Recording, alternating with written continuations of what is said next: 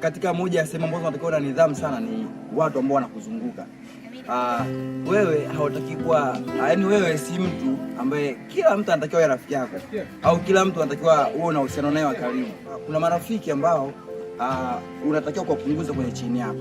Utagundua kwamba kuna marafiki ambao ulikuwa unatumia nao muda mwingi ila haupaswi kutumia muda mwingi pamoja nao, na utagundua kwamba kuna marafiki ambao ulikuwa unatumia nao muda mchache ila wana vitu vikubwa na vya msingi sana, hivyo unatakiwa kuwa karibu nao na utumie muda mwingi pamoja nao.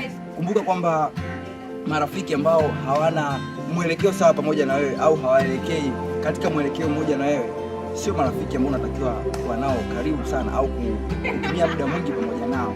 So lazima uwe na friend auditors. Unapotumia muda mwingi na watu ambao sio sahihi au marafiki au network ambao uko nayo ambao ikiwa sio sahihi, kwamba utajikuta ile vision au ndoto ambayo uko nayo imekwisha kupotea. Na jambo jingine la msingi sana unalotakiwa kujua ni kwamba marafiki tunachagua ila ndugu tu pekee ndio ambao hatuchagui.